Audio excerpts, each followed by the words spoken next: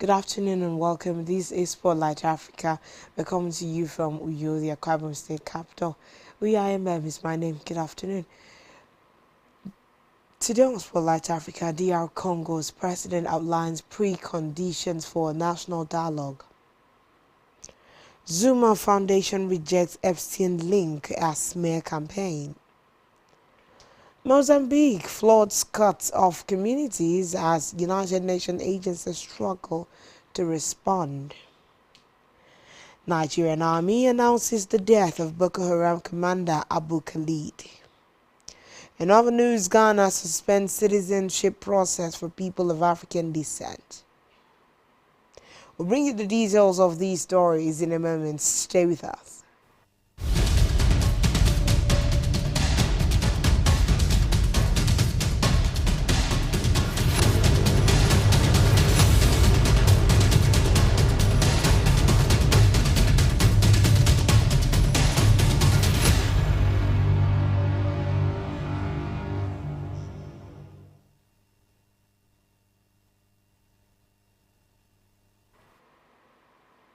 Good afternoon, thanks for joining us.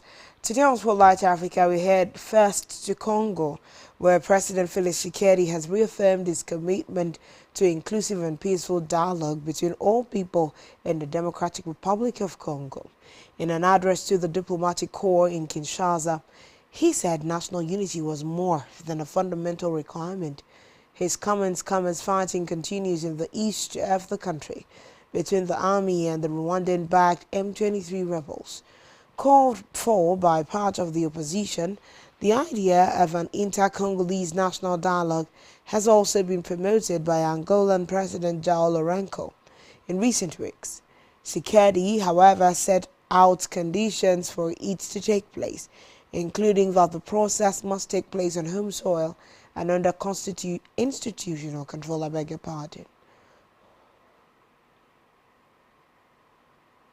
South Africa now. Jacob Zuma's foundation has issued a fierce denial after the former South African president's name appeared in newly unsealed court documents related to the late financier and convicted sex trafficker Jeffrey Epstein.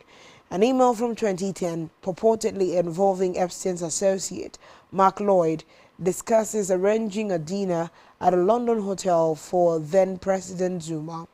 The message suggests inviting a woman named Vera to add some real glamour to the occasion. A subsequent email described Zuma as impressive and engaging at the event. Foundation spokesperson Mazwale Mwanyi condemned the reports as an unethical attempt to tarnish Zuma's reputation by proximity to the unrelated crimes of a third party. He dismissed the narrative as speculative, building disguised as investigative journalism, and stated definitely the matter is closed. The rebuttal comes amidst global scrutiny of Epstein documents, with the foundation positioning the allegation as a baseless smear rather than a substantive link. Here in West Africa, Ghana has paused citizenship applications for members of the African diaspora in order to make the system more accessible and user-friendly. Since 2016, those who can prove their ancestors came from Africa have been able to get Ghanaian nationality. It was primarily aimed at the descendants of those who were victims of the transatlantic slave trade. More than 1,000 people, including African-American singer, songwriter Stevie Wonder, have obtained Ghanaian citizenship in recent years. However, some applicants have complained about the number of stages involved as well as the high cost. Dr. Erika Bennett, ambassador for the Diaspora African Forum, which helps people relocate to Ghana, told reporters that many applicants struggled with the requirements to submit DNA evidence within a week of the application, saying the time frame was impossible for most and that some also questioned the reliability of DNA testing. In a sad development, family members and survivors mourn the victims of last week's Rubaya coal mine collapse. Kinshasa accuses M23 of illegally exploiting eastern Congo's natural resources. Mourners gathered quietly in the courtyard of a modest home in Goma, eastern Congo on Monday. Family members sat shoulder to shoulder, some staring at their phones, others clutching photographs of Bosco Ngovale Kalambosh, who was among the victims of last week's deadly collapse at the Rubaya coltan mine, where heavy rains triggered a landslide that crushed several hand-dug tunnels. At least 200 miners are believed to have died in one of the deadliest mining disasters the region has seen in years. Kalaboshi's younger brother, Timothy Nkangza, described the desperate search that followed the collapse. Mozambique is grappling with its worst flooding in decades, just months after recovering from a devastating drought. Now, nearly 700,000 people have been affected, with over 100,000 forced into temporary shelters, as homes, farmlands, and roads have been submerged. The United Nations warns severe overcrowding is creating dangerous conditions, particularly for women, girls, the elderly, and those with disabilities. The World Food Programme says it is scaling up to reach 450,000 people with life-saving food and nutrition assistance, but urgently needs $32 million to do so. Specialized vehicles, boats, trucks, aircraft, and helicopters are being deployed to reach isolated communities cut off by washed-out roads and bridges. United Nations agencies stress the risks are far from over. With continued rainfall forecast, more displacement is expected, and urgent international support is critical. Ross Smith, FWP's emergency response chief, says funding is down 40% from last year, straining efforts to respond. The UNHCR is also seeking $38.2 million for 2026 to provide protection and support services in overcrowded shelters, where the most vulnerable face heightened risk of violence, exploitation, and lack of basic services.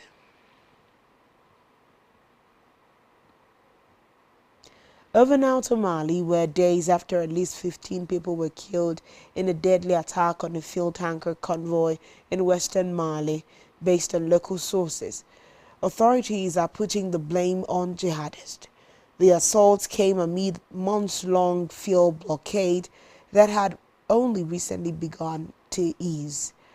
Local officials say dozens of tankers were set ablaze on Thursday along a key road linking the Senegalese border to the city of Kayes. The Al-Qaeda-linked group for the support of Islam and Muslims, known as JNIM, said it ambushed Malian forces in the area but did not mention the tankers. Since September, the group has repeatedly targeted fuel convoys as part of a blockade aimed at choking Mali's economy. While attacks had declined in recent weeks and fuel supplies were improving, especially in the capital Bamako, this latest assault marks the deadliest strike of its kind since early December, raising fresh fears of renewed disruption.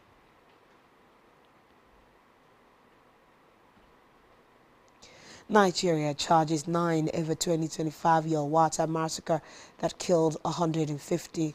Stay tuned for details of this and more in a moment.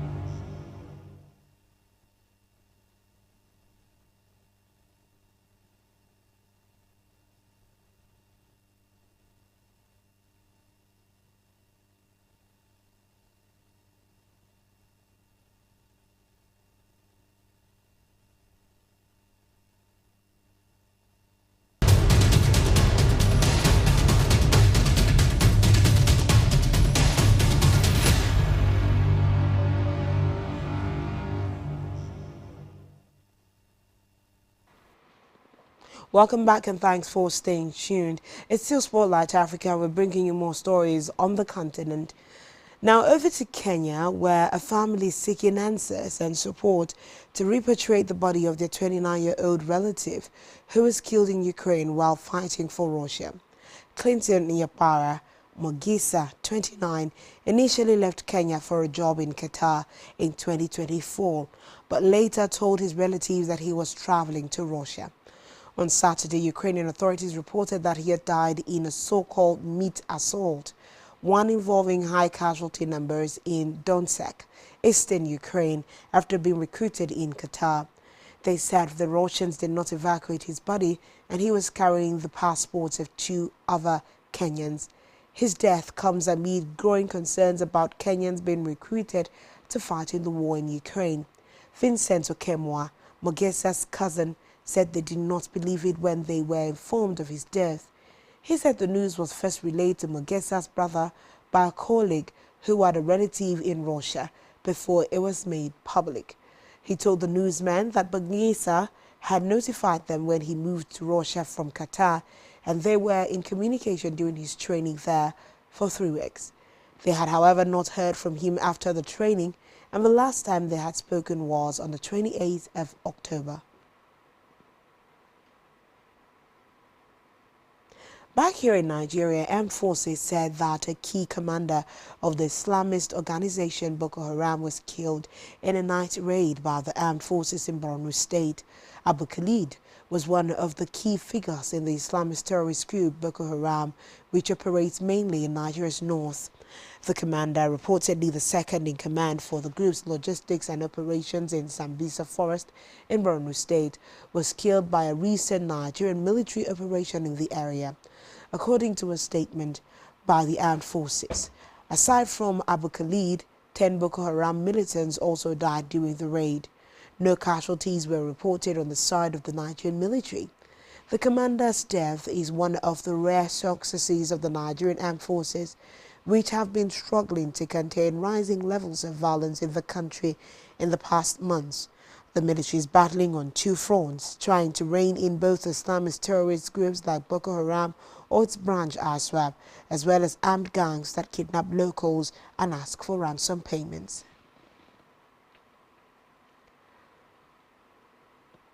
Meanwhile, prosecutors have charged 9 individuals on grounds of terrorism related to one of the deadliest massacres of the past years in Benue State in June 2025. The killings mainly targeted the Yelwata community in Benue State, Nigeria. About 150 people were killed on the 13th of June when gunmen armed with AK-47 descended upon Yelwata in Nigeria's central Benue State. They raided untouched homes and murdered civilians seeking shelter from the attack, sometimes burning them alive. Many others were injured. On Monday, the Federal High Court in Abuja filed 57 terrorism-related charges against 9 individuals suspected of being linked to the attacks. According to the court, the 9 men, led by Adolawal Mohammed Dono, met several times and planned the attacks over several months, collecting funds and recruiting gunmen. The prosecution has also claimed that the suspects asked for funds from community leaders in Nasarawa State, the same state where they reportedly carried out meetings to plan the massacre. South African singer Tyla has won her 2nd Grammy, beating 4 others, including 3 Nigerian artists, to take the Best African Music Performance Award. The 24-year-old won for her song Push to Start, which was preferred over tracks by Ara Star, Burna Boy and Davido, as well as Ugandan singer Eddie Kenzo. Tyla backed the same prize in 2024 for her global hit Water, also beating a host of Nigerian stars. Another said that while they had wished the star had won, they considered that Tyla had worked hard.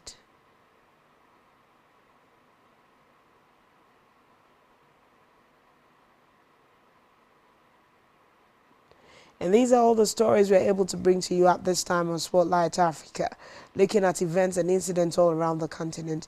This has been put together by Spectrum Television. Do well to follow us on social media and subscribe to our YouTube channel all of which you can find on our website, spectrumtvlive.ng. We are MM. Good afternoon.